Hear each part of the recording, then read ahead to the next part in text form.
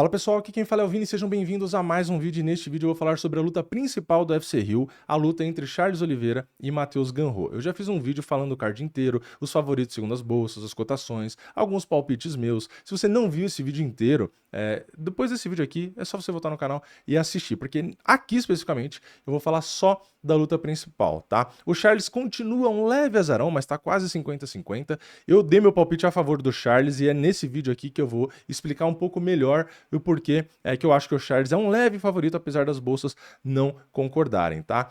Lembrando que mudou o adversário, era o Rafael Fiziev, enfim, tudo isso vocês já sabem, né? E só um aviso antes de eu começar a falar da luta especificamente, se você quiser aproveitar o Charles leve azarão, ou quiser fazer a fezinha no Matheus Gamrot, ou em qualquer outra luta que tem no card, usa o link que tá aqui embaixo do vídeo, que é da parceira oficial de apostas do UFC no Brasil, que é a Stake, tá? Então aproveita aí e bora lá. Eu separei assim, pontos fortes, pontos fracos dos dois, e aí eu vou explicando cada coisa e fazendo o encaixe. Começando com o Charles, né, o óbvio é o grappling, né, as finalizações, os ataques, né, é o cara que tem mais finalizações no UFC, é até um pouco redundante a gente falar da qualidade dele ali, mas tem que falar, é o ponto mais forte dele, né, então ele tem um arsenal de finalizações que é extremamente eficiente e que também é muito variado. Esse é o ponto, né? Porque tem muito cara que é muito bom, às vezes, finalizando e tal, mas o cara não tem um repertório tão grande, né? O cara sempre é bom, sei lá, de guilhotina, é bom de triângulo, ou sei lá, é bom de mata-leão. O Charles, o ponto é, o arsenal dele de finalização é gigante. E por isso que ele consegue finalizar tanta gente e é recordista, né? Então, ele tem guilhotina boa, triângulo, enfim, qualquer coisa, mata-leão, qualquer coisa que ele tentar pegar ali. E às vezes também não precisa nem ser uma oportunidade tão clara. Tá no meio daquele berimbolo, aquele scramble, enfim, chama como quiser, né? Mas tá naquela situação no chão que estão se embolando da forma que dá, às vezes no meio do ground and pound, não importa a situação. O Charles sempre ataca do nada, ataca a perna, ataca braço, ataca pescoço, ataca qualquer coisa. Então o Charles é um cara que tem realmente chance de te finalizar no último segundo do quinto round. Então, é inegavelmente o ponto forte dele, tá? Nem vou falar mais muito desse ponto, porque é meio óbvio, né? Todo mundo já sabe. Outro ponto que também chama atenção, que eu acho que é uma qualidade, é a trocação dele no sentido de que ele é preciso, né? Ele é um cara que tem muito poder de nocaute, como a gente viu, ele evoluiu muito nesse quesito. Tudo bem que a trocação dele também acaba sendo um ponto fraco, mas a gente já chega lá. Então, nesse ponto forte, ele tem esse timing, né? Esses contragolpes, às vezes, os golpes de encontro. Então, onde ele toca, ele machuca. Ele acabou se tornando um cara letal. Já era no grappling e se tornou muito letal também na trocação. Então, o timing dele, esse contragolpe que às vezes ele entra, esses golpes de encontro, a potência dele, o respeito até que ele impõe na trocação, tudo isso entra como um ponto forte dele. E por fim, ele tem a experiência, né? Porque muita gente pode imaginar que ele vai sofrer com uma pressão, porque o UFC Rio, a luta dele é a principal, ele vem de derrota, enfim, imaginar que isso vai dar um certo nervosismo, mas eu acho que o ponto forte dele aqui é a experiência que ele tem. O cara foi campeão, né? O cara luta em pay-per-view, em UFC numerado, né? Quase que sempre nas lutas recentes, já enfrentou todo o nível de adversário, então assim, é óbvio que ele vai ter um friozinho na barriga e tal, porque isso é natural, todo mundo é ser humano, mas eu acho que entra assim como um ponto forte a experiência dele, né? O cara já lutou com os maiores nomes, então eu não acho que o Matheus Gamrot é um nome que vai afetar ele em qualquer coisa. Eu acho que a experiência que ele tem, por mais que tenha torcida, tenha todo o clima ali criado e tal, eu acho que o Charles tira isso de letra, tá? Então pode ter o friozinho na barriga, mas eu acho que a experiência, mesmo na hora da luta ali, se sofrer alguma coisa e tal, ele evoluiu muito. Ele não é mais aquele cara que sofria às vezes, né? Um revés na luta e se frustra e tal. O Charles parece que aprendeu muito com isso, evoluiu muito nesse sentido, né? Então parece que ele sempre tem a fome de vencer ali. Eu não acho que a pressão ou mesmo um momento ruim na luta vai atrapalhar ele. Então eu acho que a questão de experiência nesse sentido também é um ponto forte para ele. De vulnerabilidade, né, de ponto um pouco mais fraco, que a gente pode dizer, a gente pode colocar ali o principal, né, que pelo menos é principal na minha opinião, que é a defesa ali na trocação. Então não deixa de ser uma característica da trocação, mas a defesa dele contra caras que tem uma boa precisão na trocação preocupa um pouco, tá? Foi por isso que eu achei que ele era azarão contra o Topuria, por exemplo. Enfim, caras que na trocação é mais alinhadinho, mais rápido, mais preciso, é uma boa noção de distância, geralmente preocupa um pouco quando o Charles vai enfrentar. Não quer dizer que ele sempre vai perder e nem nada, mas é sim um ponto de atenção. né? Não é uma defesa contra caras, de novo, refinados na trocação, não é uma defesa tão confiável, então às vezes pode dar ruim ali. Então esse é um ponto um pouco mais fraco, né? Outro ponto também é que quando às vezes ele pega caras que tem um wrestling mais de elite ali, por mais que o wrestling seja justamente uma luta agarrada, o Charles às vezes se enrola um pouco, tá? Às vezes tem alguns problemas ali, né? A gente pode citar o Makhachev, pode citar o Arman, caras que têm um nível de wrestling muito alto, mas não só isso, não só para derrubar, mas caras que controlam bem. Então o Charles às vezes tenta atacar, tenta fazer alguma coisa, mas você vê que nem sempre o resultado vem, tá? Então o Matheus Gamrot acaba sendo um desses caras, tá? É um cara que derruba muito bem, só que o controle dele é mais ou menos, por isso que eu não acho que necessariamente ele seria favorito, tá? Mas é uma característica do Charles, né? Quando ele pega wrestlers de elite, é difícil ele conseguir manter a luta em pé, né? Às vezes acaba indo pro chão, e nesse controle ali, quando ele tá por baixo, né? O cara controlando, às vezes ele também acaba dependendo muito de achar a finalização, e se não achar, meio que fica ali perdendo o round e tal. Então é um ponto fraco nesse sentido, né? De quando ele pega um cara que também é muito bom de luta agarrada, mas é principalmente mais do wrestling, que o cara vai ficar muito provavelmente por cima e controlando, é um pouco complicado ali. Tá? Não quer dizer que não tenha opções, vulnerabilidades para ele explorar, mas às vezes acontece de ficar nessa situação, né? Mesmo ele sendo muito bom, fica meio que preso ali. Indo agora para o Matheus Gamrot, a gente tem de ponto forte justamente isso que eu falei do wrestling, né? É um cara que tem um wrestling e um controle ali que geralmente é suficiente para afogar os adversários, né? Então, a principal característica dele é que ele tem uma das médias de quedas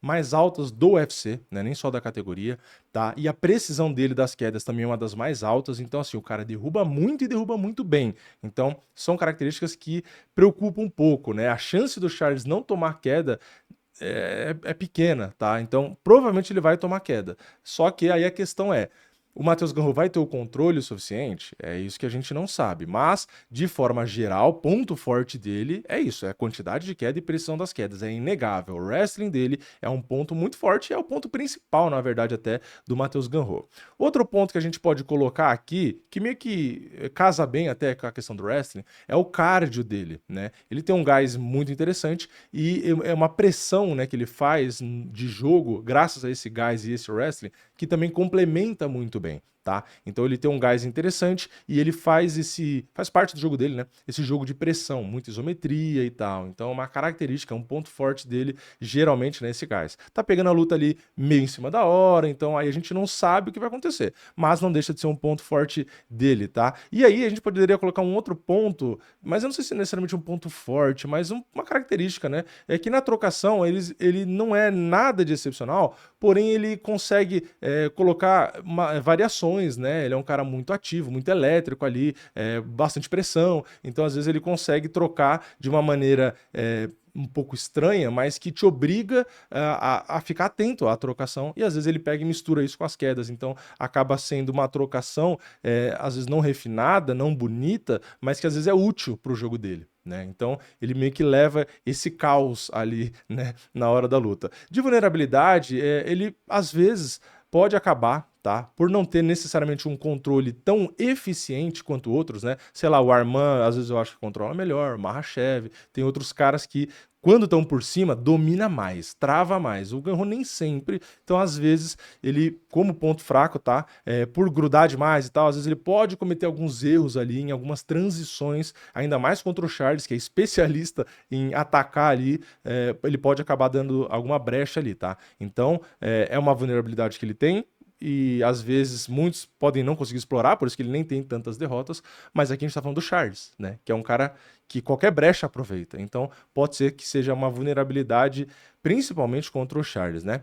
E outro ponto é a trocação dele quando ele pega strikers mais de elite, né? Quando ele pega caras mais refinados na trocação, realmente ele acaba sofrendo um pouco ali. Tá? Então ele precisa geralmente evitar muito mais a trocação quando ele pega caras que tem mais perigo ali, quando são strikers mais de elite, tá? O Charles pode não ser considerado um striker de elite, como um Rafael Fiziev, como um Topuria, coisa assim, mas o Charles tem muito perigo ali, tá? Então o Gamrot pode ter às vezes, né, como é uma vulnerabilidade dele quando ele pega um cara muito refinado, às vezes o Charles se enquadrar no cara que vai obrigar o Ganrô a ter que evitar muita trocação. Isso pode acontecer e aí acaba prejudicando ele, tá? Então, assim, o que a gente tem no geral, né? Se a gente for seguir um plano tático para cada um, tá? Eu vou tentar ser rápido para o vídeo não ficar muito longo, mas, por exemplo, o Matheus Ganrô. O que ele precisaria fazer ali? Qual que seria o plano de jogo, na minha opinião, tá? Ele precisaria, logo no primeiro round, né, vamos supor ali, colocar muita pressão já, tá? Por isso que depende muito do gás dele, mas seria o ideal. Então, já buscar queda logo no começo, para já dar dúvida pro Charles, né? Pro Charles não querer ficar à vontade, querer ficar trocando, porque realmente pode ter um gap ali de trocação. Então, o ideal é já fazer o jogo dele, né? Tentar evitar ao máximo, né? Deixar o pescoço ali vulnerável. Então, assim, tem que entrar com queda, tem que botar pressão, mas ele tem que tomar muito cuidado em como ele entra nessas quedas, porque ele tem muito volume de queda e às vezes pode ir inconsequente. Então, ele tem que tomar cuidado porque às vezes ele pode tomar um bote no pescoço ali. Então, ele tem que fazer pressão e tudo, mas tomar cuidado, né?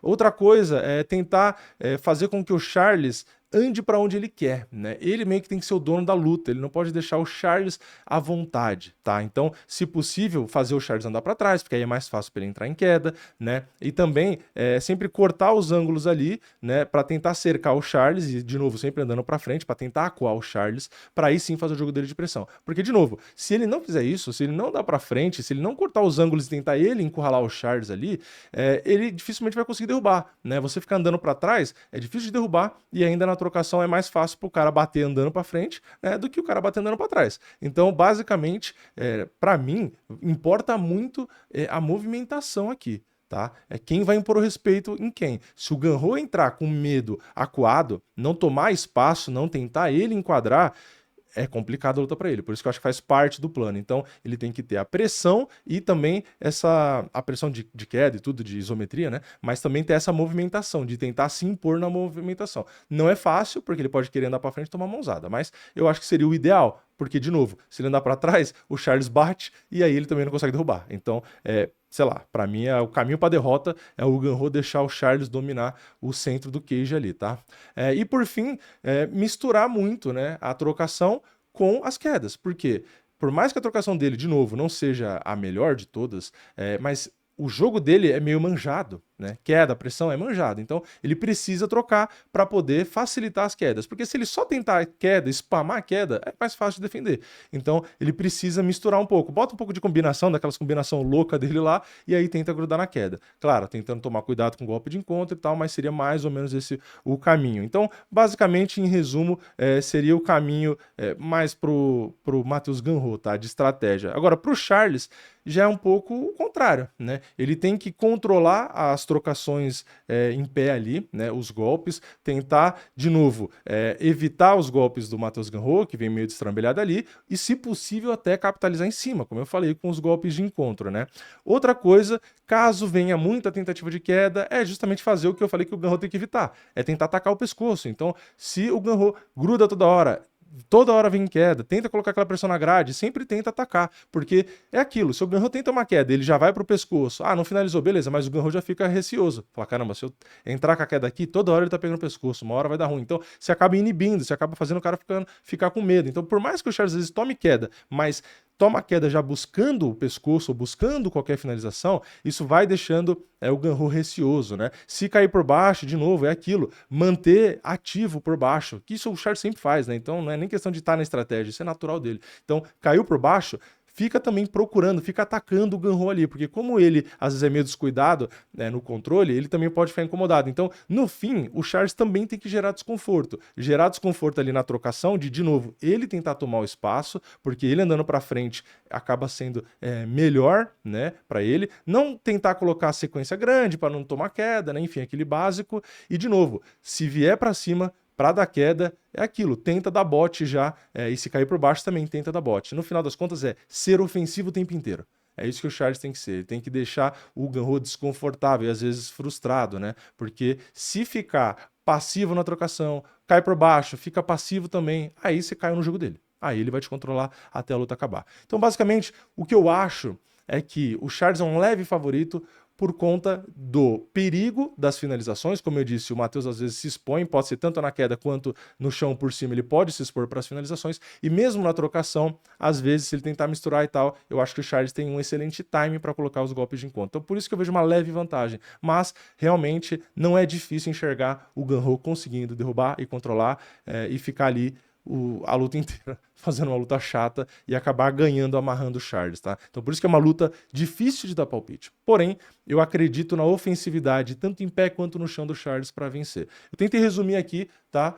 O meu palpite, a minha ideia, o que eu acho, mas realmente é uma luta difícil, até porque teve a mudança de adversário e isso afeta os dois, né? Então, será que eles têm tempo para ajustar, né, o jogo um contra o outro? Será que o gás do Gun-Ho vai estar bem? Então, assim, tudo isso afeta e isso não tem como a gente controlar. Mas, no geral, esses são os pontos fortes e fracos de cada um e mais ou menos como eu acho que pode se encaixar. Então eu acho que o principal ponto para definir quem vence aqui, na minha opinião, é quem vai fazer quem andar para trás. Eu acho que isso nessa luta vale muito, tá? Vale muito. Se o Charles andar muito para trás, eu tenho muito medo. E se o Gun-Ho começar a andar muito para trás, vai dar ruim para ele também, tá? Então, por conta dos estilos, eu acho que vale muito o controle do espaço no octógono. Mas, enfim, é a minha opinião. Comenta a sua opinião aqui embaixo. Deixa o like no vídeo se você gostou, se inscreve no canal, ativa o sininho e eu vejo vocês na próxima. É nóis, valeu, falou!